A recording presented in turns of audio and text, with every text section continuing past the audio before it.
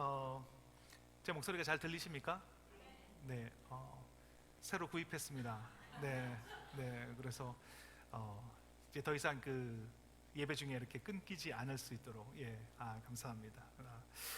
오늘 같이 만나주실 말씀을 보도록 하겠습니다. 요한복음 8장 1절에서 11절 말씀입니다. 요한복음 8장 1절에서 11절까지의 말씀, 제가 가지고 있는 신약성경 157면에 기록이 되어져 있습니다. 신약성경 157면에 기록되어져 있는 요한복음 8장 1절에서 11절까지의 말씀입니다. 요한복음 8장 1절에서 11절까지의 말씀, 제가 가지고 있는 신약성경 157면에 기록되어져 있습니다. 우리 다 찾으신 줄 믿고 제가 먼저 한 절, 여러분이 한 절 이렇게 교독하며 읽도록 하겠습니다. 제가 먼저 읽겠습니다. 예수는 감람산으로 가시니라. 아침에 다시 성전으로 들어오시니 백성이 다 나오는지라. 앉으사 그들을 가르치시니 서기관들과 바리새인들이 음행 중에 잡힌 여자를 끌고 와서 가운데 세우고 예수께 말하되, 선생이여, 이 여자가 간음하다가 현장에서 잡혔나이다. 모세는 율법에 이러한 여자를 돌로 치라 명하였거니와 선생은 어떻게 말하겠나이까? 그들이 이렇게 말함은 고발할 조건을 얻고자 하여 예수를 시험하리라. 예수께서 몸을 굽히사 손가락으로 땅에 쓰시니 그들이 묻기를 마지 아니하는지라. 이에 일어나 이르시되, 너희 중에 죄 없는 자가 먼저 돌로 치라 하시고 다시 몸을 굽혀 손가락으로 땅에 쓰시니 그들이 이 말씀을 듣고 양심의 가책을 느껴 어른으로 시작하여 젊은이까지 하나씩 하나씩 나가고 오직 예수와 그 가운데 섰는 여자만 남았더라. 예수께서 일어나사 여자 외에 아무도 없는 것을 보시고 이르시되, 여자여, 너를 고발하던 자들이 어디 있느냐? 너를 정죄하는 자가 없느냐? 같이 읽겠습니다. 대답하되, 주여, 없나이다. 예수께서 이르시되, 나도 너를 정죄하지 아니하노니 가서 다시는 죄를 범하지 말라 하시니라. 아멘. 아멘. 오늘의 말씀의 제목은 공감이라는 제목으로 말씀의 은혜를 나누도록 하겠습니다. 이 공감의 사전적 정의는 상대방 입장에 서서 이해하거나 혹은 다른 사람의 입장에서 생각하는 행위를 말한다라고 합니다. 이것이 공감인데, 이 공감은 인지할 수 있는 공감과 또 감정적, 정서적인 공감, 인지할 수 없는 그런 공감으로 나뉠 수가 있습니다. 상대방을 알고 그것을 이해하는 것을 우리는 인지적 공감이다라고 말을 합니다. 그리고 상대가 느끼는 상황이나 그 감정을 공감하는 것을 우리는 정서적 공감이다라고 말할 수 있습니다. 그런데 일반적으로 이 인지적 공감을 먼저 합니다. 먼저 그 사람이 어떤 상태인지 어떤지를 알아야, 그래야 우리가 정서적으로 보이지 않는 감정으로 공감할 수 있기 때문입니다. 학자들의 연구에 의하면 공감 능력이 뛰어날수록 자존감이 높다라고 말을 합니다. 그리고 이 공감 능력이 뛰어난 사람일수록 리더십이 뛰어나다라고 말을 합니다. 그렇다면 공감 능력을 키워주려면 어떻게 해야 하겠습니까? 공감을 잘 하려면 어떻게 해야 할까요? 그것은 다른 사람의 이야기를 잘 듣는 것입니다. 경청하면, 그러면 공감할 수가 있습니다. 너무나 당연한 이야기 아닙니까? 다른 사람의 이야기를 잘 들을 때 우리는 공감할 수 있습니다. 상담학에서 사용되는 용어 중에 공감적 경청, 또 반영적 경청이라는 말이 있습니다. 혹시 들어보신 적이 있으십니까? 이 말은 상대와 대화할 때의 그 자세를 이야기하는 것입니다. 이 두 가지 경청은 모두 다른 사람의 이야기를 어떻게 하면 잘 들을 수 있을까에서 시작된 것입니다. 공감적 경청은 상대방이 이야기할 때 그 이야기에 공감하면서 그 이야기를 듣는 것입니다. 또 이 공감적 경청의 방법 중에 하나가 바로 이 반영적 경청이라는 것입니다. 이 반영적 경청은 이렇게 하는 것입니다. 예를 들어서 아내가 내가 잘하느라고 하는데 내 마음을 알아주지 않고 아무 말도 하지 않을 때 나는 속상했어, 이렇게 남편에게 이야기를 했습니다. 그럼 남편은 그 이야기를 들었으면 반영적 경청으로 이렇게 얘기를 해야 합니다. 그랬구나, 당신이 잘하라고 했는데 내가 그걸 알아주지 않아서 속상했구나, 이렇게 이야기를 해야 합니다. 제가 이렇게 말하면서 좀 찔리긴 합니다. 이렇게 상대방이 뭐라고 말했는지를 한 번 더 이야기를 해주면서 이야기를 하는 것을 반영적 경청이라고 합니다. 이렇게 대화하면 다른 생각을 할 수가 없습니다. 왜냐하면 다시 그 이야기를 해야 되기 때문에 경청할 수밖에 없다라는 것입니다. 또 공감적 경청을 하기 위해서는 훈련을 해야 하는데, 이것이 바로 공감 훈련이라는 것입니다. 공감 훈련을 하기 위해서는 내 공감 수준이 어느 정도인지, 이 5가지 단계 중에서 내가 지금 어느 수준에 위치하고 있는지를 체크를 해봐야 합니다. 여러분들도 한번 체크해 보십시오. 나는 지금 어느 수준에 있는지. 첫 번째 단계는 상대방의 표현하는 것을 전혀 신경 쓰지 않는 그런 사람입니다. 상대방이 많은 말을 하고 표현을 하는데 그 표현하는 것보다 훨씬 못 미치게 소통하는 그런 수준입니다. 상대방의 감정을 전혀 이해하지 못합니다. 심지어 상대방에게 비난하는 말을 하기도 합니다.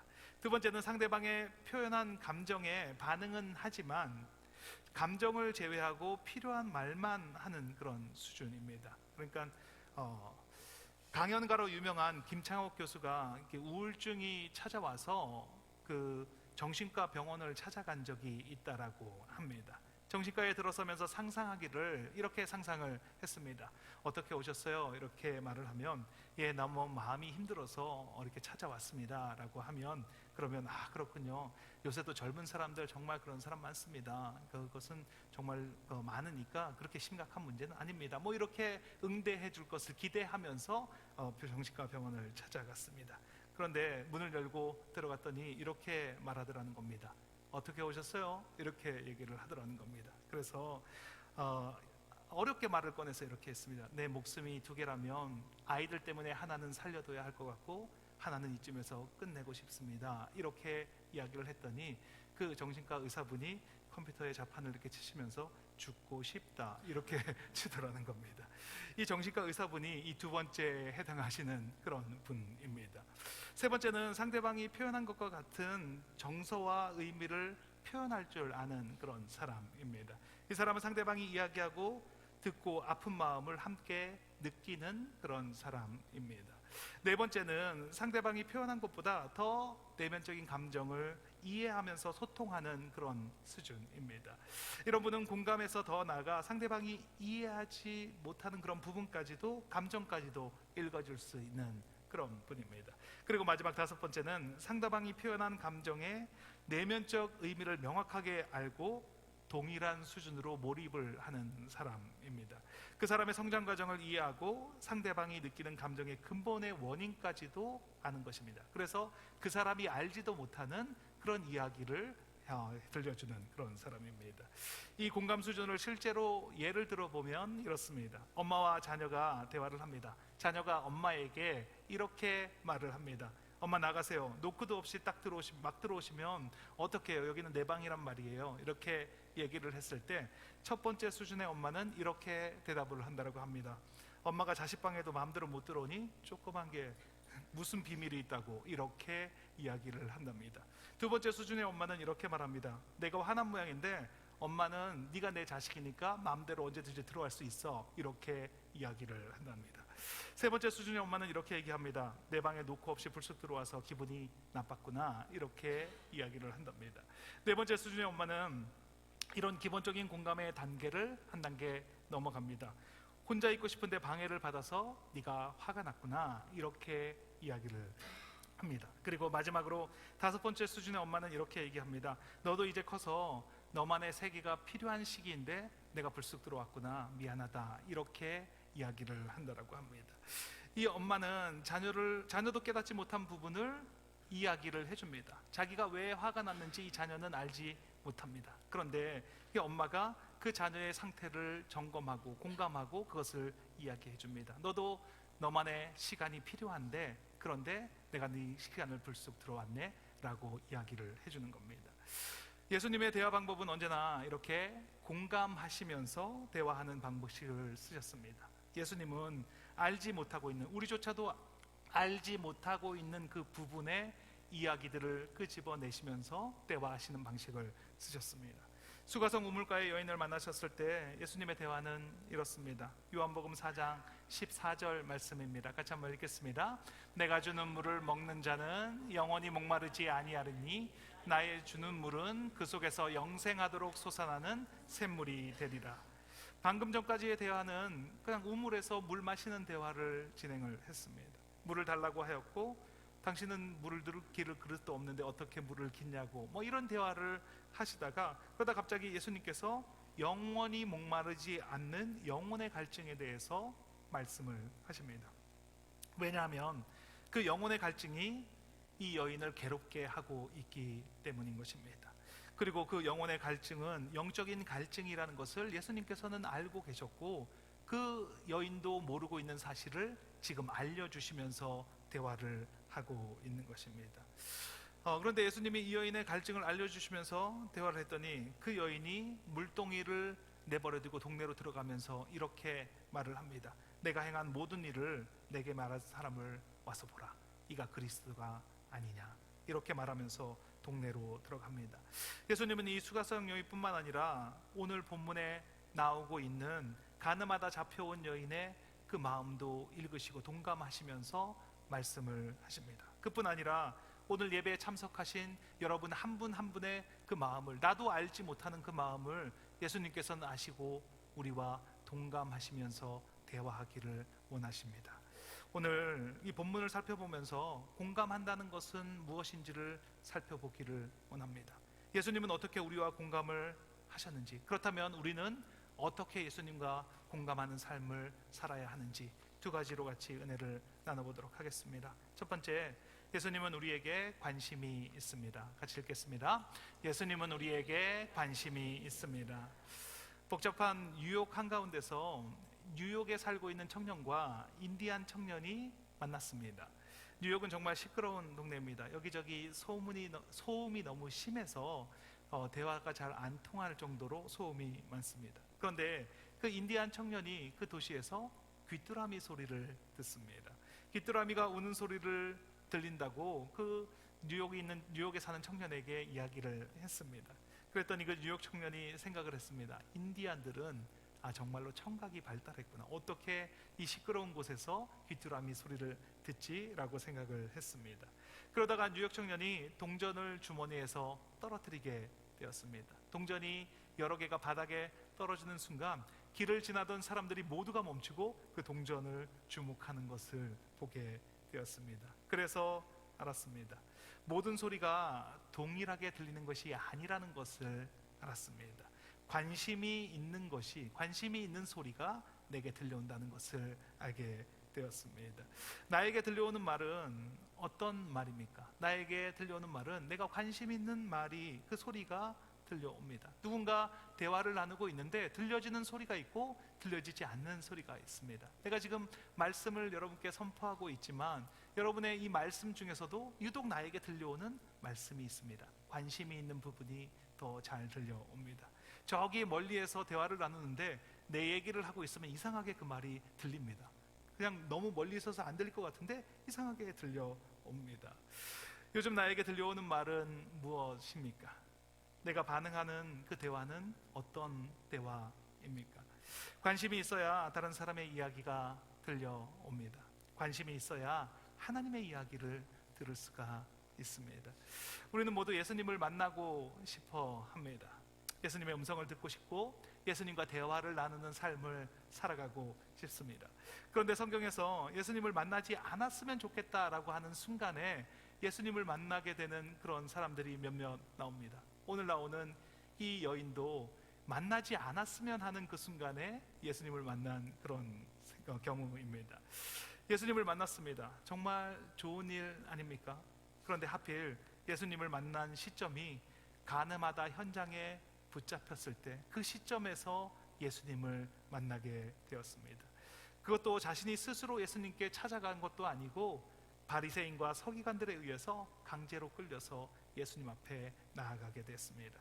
인생에서 가장 수치스러울 때, 가장 부끄러운 그 순간에 예수님을 만났습니다. 그런데 예수님은 그 여인이 보지 못하는 것에 집중을 합니다. 보여지는 그 여인의 모습이 아니라 보여지지 않는 그 내면에 집중을 하십니다. 이 여인이 우연히 간음을 하고 있는데 그 현장을 지나가던 서기관과 바리새인들이 간음을 하네 이러면서 그 여자를 잡아서 예수님 앞에 끌고 왔습니까? 그렇지 않습니다. 이 여인은 서기관과 바리새인들이 예수를 잡기 위해서 올무를 놓는데 거기에 먹잇감으로 사용이 된 것입니다. 이 여인은 간음을 할 여인이 맞을 것입니다. 그런데 그가 하루 이틀 간음을 한 것이 아니라 그냥 그것이 삶인 그런 여인입니다. 평상시에 그렇게 살거나 알거나 신경 쓰지 않던 그 사람들이 왜 갑자기 이 여인을 찾아가서 간음했다라고 붙잡았겠습니까? 그것은 간음한 여인은, 간음한 사람은 돌로 치라고 하는 그 모세의 율법에 대해서 예수님은 어떻게 말씀하시는지 그것을 예수님을 잡기 위한 그 올무로 이 여인을 사용한 것입니다. 그래서 이 여인을 선택했습니다. 그것을 알 수 있는 것이 오늘 본문 6절에 기록이 되어져 있습니다. 같이 한번 읽겠습니다. 저희가 이렇게 말함은 고소할 조건을 얻고자 하여 예수를 시험함이러라. 그렇게 예수를 고발할 완벽한 조건을 가지고 예수님께 나아갔습니다. 그때 예수님께서 하신 일은 무엇입니까? 정말 긴박한 상황입니다. 예수님이 어떻게 말씀하시느냐에 따라서, 어떻게 한마디를 하느냐에 따라서 이 여인의 삶과 죽음이 판가름 나는 그런 긴박한 순간입니다. 그때 예수님께서는 바닥에 글자를 쓰셨습니다. 무슨 말을 쓰셨는지 우리는 알 수 없습니다. 성경에서 무슨 말을 쓰셨다라고 말씀하고 있지 않습니다. 어떤 학자들은 그 모인 사람들의 이름을 쓰셨다라고 주장하는 학자들도 있습니다. 또 어떤 학자들은 모세의 율법을 그 순간에 쓰셨다라고 주장하는 학자들도 있습니다. 그런데 중요한 것은 예수님께서 하신 일은 바리새인과 이 여인을 중재하시는 일을 하셨다라는 것입니다. 그들 사이를 중재하셔서 아무 일도 일어나지 않고 각자 자신의 처소로 돌아갈 수 있도록 해 주셨다는 것입니다. 예수님께서 하신 일은 공감하시는 것이었습니다. 이 여인이 왜 여기에 있는지 예수님은 아셨습니다. 눈에 보여지는 대로라면 간음을 하다 붙잡혀온 여인이기 때문에 돌로 쳐야 하지만, 그런데 그것이 다가 아닙니다. 그 여인은 지금 이용당하고 계시다는 것을 알고 계셨습니다. 서기관과 바리새인들이 왜 그러는지 예수님은 알고 계셨습니다. 왜 이들이 올무를 놓는지 알고 계셨습니다. 요한복음 8장 7절 말씀입니다. 같이 읽겠습니다. 너희 중에 죄 없는 자가 먼저 돌로 치라 하시고, 그랬더니 그들이 양심의 가책을 느껴서 돌을 버리고 하나둘씩 집으로 돌아갑니다. 그리고 여인에게 말합니다. 너를 고발하던 자들이 있느냐? 너를 정죄하는 자들이 없느냐? 요한복음 8장 11절입니다. 같이 읽겠습니다. 나도 나를 정죄하지 아니하노니 가서 다시는 죄를 범치 말라 하시니라. 예수님의 관심은 지금까지 어떤 죄를 지었는지에 관심이 있는 것이 아닙니다. 예수님의 관심은 새로운 삶을 살아가게 될 그 여인의 미래에 대해서 관심이 있습니다. 예수님을 만났습니다. 가장 의로운 순간에 만났던지 아니면 가장 형편이 좋지 못한 순간에 만났던지 그것은 상관이 없습니다. 예수님의 관심은 그래서 지금부터 어떻게 할 것이냐라고 묻는 것입니다. 어떻게 살았는지, 어떤 죄를 지었는지 다 안다. 나는 그 죄를 정죄하지 않겠다. 그러나 다시는 죄를 범하지 말아라. 이제부터는 돌이키는 삶을 살아라. 이렇게 말씀하고 계십니다. 나는 관심을 어디에 두어야 하겠습니까? 나의 관심은 예수님께 두어야 합니다. 예수님께서 왜 다시는 죄를 짓지 말라고 하시는지, 왜 지금까지의 죄에 대해서는 물어보지 아니하시는지, 예수님께 관심을 두면 그러면 깨달아지게 됩니다. 그러면 공감하게 됩니다. 왜 예수님이 그렇게 말씀하셨는지를 알게 됩니다. 우리 모두 예수님께 관심을 두는 삶을 살아가시는 저와 여러분이 되시길 예수님의 이름으로 축원합니다. 둘째, 순종하면 공감하게 됩니다. 둘째, 순종하면 공감하게 됩니다. 같이 읽겠습니다. 순종하면 공감하게 됩니다. 상대방이 느끼는 것을 나도 고스란히 느끼는 것, 그것을 우리는 공감이라고 합니다. 남녀 사이에 다투는 이유가 서로가 서로를 이해하지 못하기 때문에 다투게 됩니다. 남자는 한 번도 여자였던 적이 없고 여성은 한 번도 남자였던 적이 없기 때문에 어떤 생각을 하는지 또 어떤 그런 어려움이 있는지를 잘 모릅니다. 그래서 싸움이 일어납니다. 남자는 여자가 삐지거나 분위기가 차가우면 그러면 그 분위기가 지속되는 것을 참지 못합니다. 그렇게 힘들어합니다. 그래서 남자들은 여자의 분위기가 안 좋으면 이렇게 말을 합니다. 미안해. 이렇게 말을 합니다. 뭐가 미안한지 잘 모릅니다. 자기가 뭐가 미안한지 잘 모르는데 근데 일단 미안해 이렇게 말을 하고 봅니다. 그럼 여자들은 대부분 이렇게 받아칩니다. 뭐가 미안한데, 뭐가 미안한데 이렇게 얘기를 합니다. 남자들이 엄청 당황합니다. 왜냐하면 뭐가 미안한지 모르는데 뭐가 미안한지를 물어보니까 당황합니다. 그러니까 남자들은 또 대부분 이렇게 대답을 합니다. 전부 다 미안해. 이렇게 말을 합니다. 인격과 인격이 교제하는데 꼭 필요한 것이 바로 이 공감이라는 것입니다. 공감은 연구하고 공부해서 알 수 있는 것이 아닙니다. 이 공감은 경험을 통해서, 그런 경험을 지나감으로 얻어지는 것입니다. 그런 경험이 있으면 공감을 할 수 있습니다. 육신이 많이 아파 보신 분들은 아프신 분들을 공감을 할 수가 있습니다. 가난했던 분들은 가난에 처해 있는 사람들을 공감을 합니다. 부모님을 상실한 분들은 그런 같은 상실감을 느끼신 분들을 공감할 수가 있습니다. 히브리어 야다라는 단어는 알다라는 뜻입니다. 그런데 이 히브리어 야다는 그냥 지식적으로 정보로 아는 것을 말하는 것이 아닙니다. 그것을 체험함으로, 경험함으로 아는 것을 우리는 야다라고 말합니다. 하나님을 아는 것도 마찬가지입니다. 인격이신 하나님을 알아가는 것은 하나님을 그냥 경험하고 그리고 그것을 체험함으로 알아갈 때 우리는 야다한다라고 말할 수 있습니다. 하나님은 전지전능하십니다. 하나님은 무소부재하시고 모든 일을 다 하실 수 있는 분입니다. 지식으로 알고 있다면, 그렇다면 우리는 하나님을 아는 것이 아닙니다. 하나님을 야다하는 것이 아닙니다. 하나님을 아는 것은 경험하고 공감해야만 알 수 있습니다. 하나님은 우리의 아픔을 아십니다. 우리의 탄식을 들으십니다. 우리가 어찌할 수 없는 상황을 공감하십니다. 어떻게 그렇게 할 수 있습니까? 하나님은 전지전능하시고 무소부재하시고 못하는 것이 없으신 무한하신 분이신데 유한한 인간을 어떻게 하나님이 아십니까? 그 하나님이 우리를 아시는 방법은 그 하나님이 우리를 알기 위해서 이 땅 가운데 오셨기 때문입니다. 예수님께서 인간의 몸을 입으시고 이 땅 가운데 오셨습니다. 히브리서 2장 18절 말씀입니다. 같이 읽겠습니다. 자기가 시험을 받아 고난을 당하셨은즉 시험 받는 자들을 능히 도우시느니라.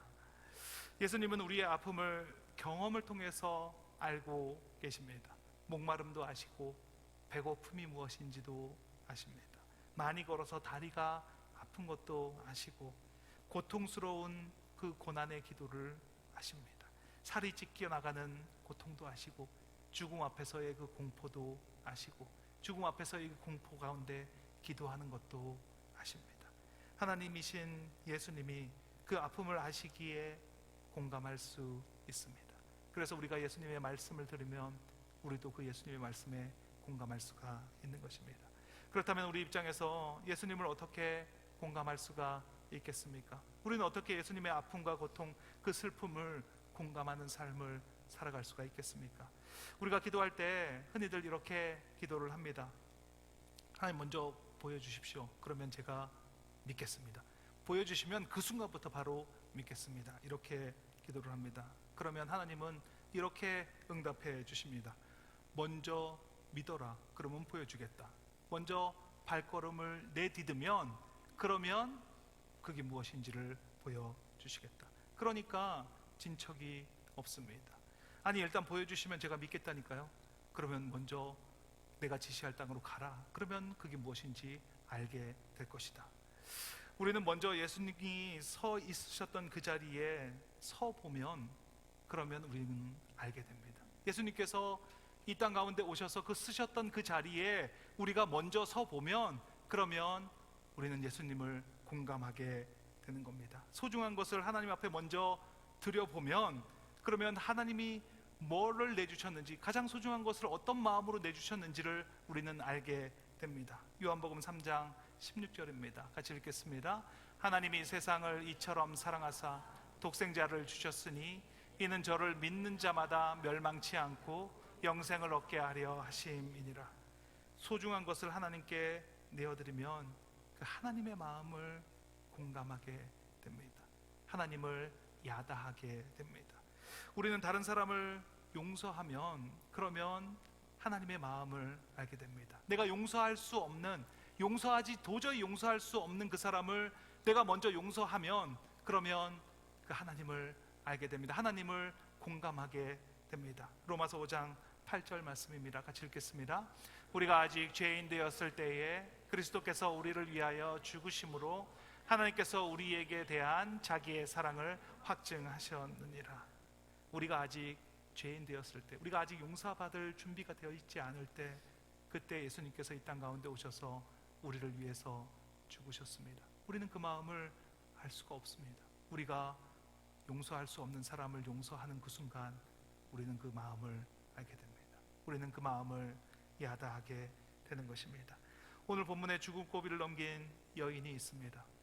거의 죽다가 살아났습니다. 이 여인은 예수님께서 하시는 말씀이 무엇인지 공감할 수 있게 되었습니다. 요한복음 8장 11절입니다. 같이 읽겠습니다. 나도 너를 정죄하지 아니하노니 가서 다시는 죄를 범하지 말라 하시니라. 만약 이 여인이 이렇게 끌려오지 않고 몰래 간음하고 있는 그 사이에 예수님께서 이렇게 말씀을 하셨다면 아마 이 여인에게는 그 말이 들리지 않았을 것입니다. 이 아이는 그 말을 그냥 장난처럼 콧방귀를 뀌었을지도 모릅니다.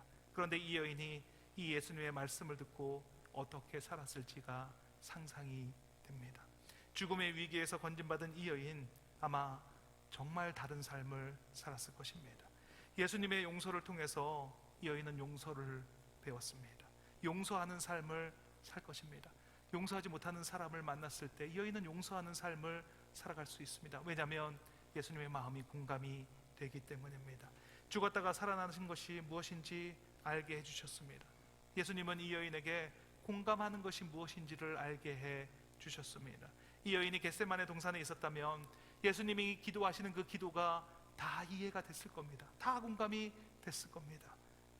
이 잔을 내게서 옮겨주시되 아버지의 원대로 하기를 원하나이다.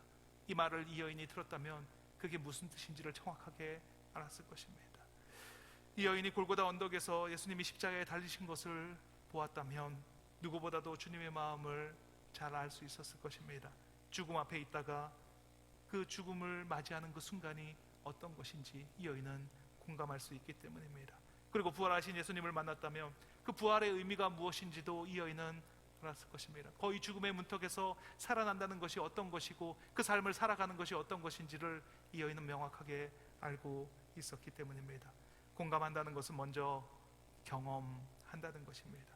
말씀하시면 가는 것입니다. 그 말씀을 믿고 가는 것입니다.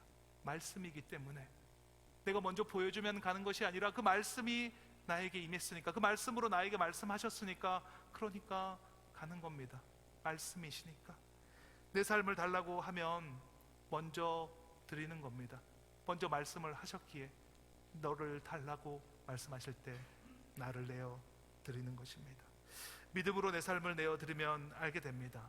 그 주님의 마음이 어떤 마음이신지 공감하게 되는 것입니다. 그런데 이것이 두려워서 그 자리에 주저앉아 있으면 하나님의 마음을 경험할 수 없습니다. 하나님의 마음을 공감할 수 있는 기회가 없습니다. 성경의 모든 말씀이 바로 이 말씀입니다. 먼저 순종으로 발걸음을 내디뎠더니 주님의 마음을 공감하게 됩니다. 그리고 왜 그렇게 말씀하셨는지를 깨우쳐가는 것, 그것이 이 성경에서 말하고 있는 바 아닙니까? 우리 모두 이런 삶을 살아가게 되기를 기도합니다. 먼저 순종의 발걸음을 내딛고 주님을 알고 그리고 공감하는 삶을 살아가시는 저와 여러분이 되시기를 예수님의 이름으로 축원합니다. 같이 기도하는 시간을 갖도록 하겠습니다. 우리는 주님을 알기를 원합니다. 주님께 나아가기를 원합니다. 그런데 정말로 주님께서 나아오라고 하면 우리는 겁을 내지 않습니까? 정말로 주님을 대면하는 것이 괜찮으십니까? 정말로 주님을 대면할 준비가 되어 계십니까? 우리는 두려워합니다. 왜냐하면 내 죄가 드러나기 때문입니다. 내 삶이 부끄럽기 때문입니다. 그런데 주님은 말씀하십니다. 내가 너를 다 안다. 그건 아무것도 아니다. 지금까지 어떻게 살았던지 그것은 그렇게 중요하지 않다. 그러니 나에게로 나오라. 주님은 우리를 잘 아십니다. 우리의 고통도, 우리의 연약함도 아시고 우리의 제약도 다 알고 계십니다. 그렇기 때문에 주님께 나오라고 말씀하시는 겁니다. 우리 먼저 순종으로 반응하기를 원합니다.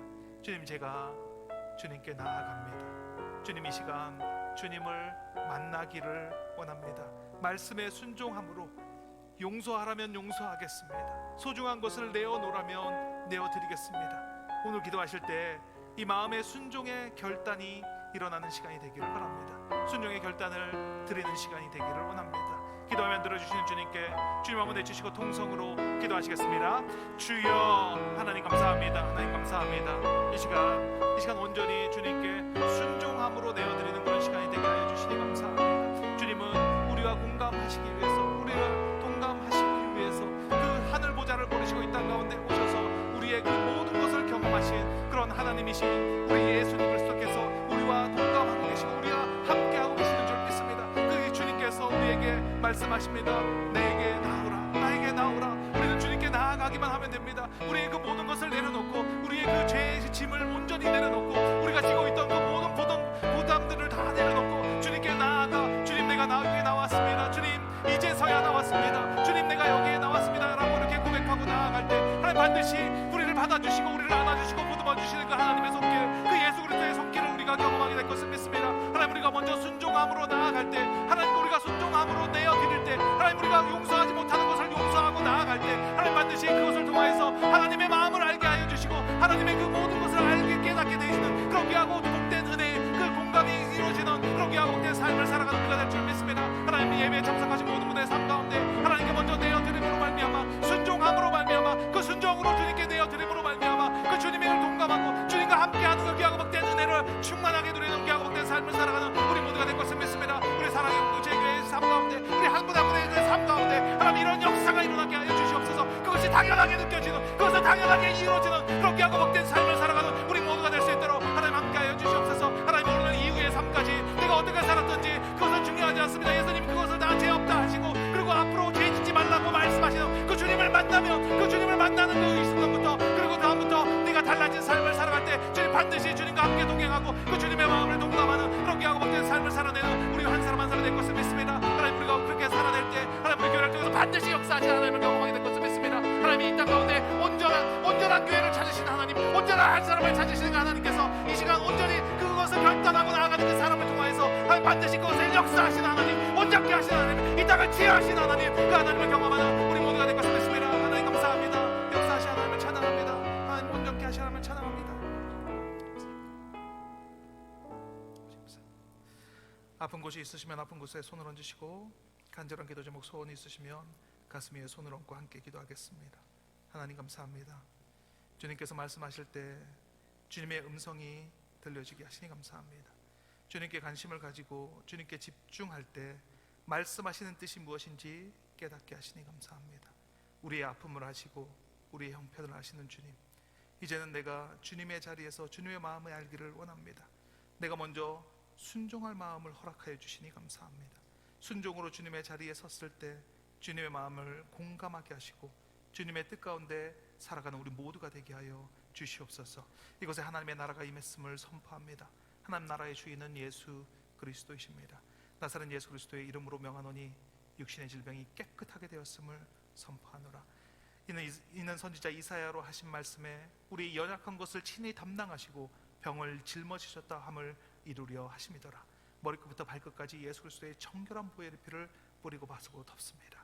암세포가 깨끗하게 치유되었음을 선포합니다. 고혈압이 떠나가게 하시고 당뇨병이 깨끗하게 치유되는 역사 있게 하시니 감사합니다. 허리 통증이 사라졌음을 선포합니다. 알러지가 떠나가게 하시고 하나님 치아가 깨끗하게 되어지게 하니 감사합니다. 하나님 시력이 회복되는 역사 있게 하시니 감사합니다. 깨끗하게 회복되었음을 선포합니다. 주님 믿음으로 선포하게 하시고 그것을 취함으로 말미암아 하나님의 역사를 경험하는 우리 모두가 되게 하여 주시옵소서. 소원과 기도 제목을 가지고 손을 얹었습니다. 불안한 마음, 억울한 마음, 분한 마음, 두려운 마음이 떠나갔습니다. 용서하지 못하게 하는 마음이 사라졌음을 선포합니다. 사랑으로 행하지 못하게 하는 더러운 영, 지금 이 시간 묶음을 놓고 떠나갈지어다. 하나님 나라에서 이루어진 것이 이 땅에서 이루어졌음을 선포합니다. 예수 그리스도의 이름의 권세가 믿어지게 하시고 입으로 선포하게 하시고 그 이루어진 것이 그려지게 하시고 그 삶을 살아가게 하시니 감사합니다. 예수 그리스도의 이름으로 기도합니다. 아멘. 아멘.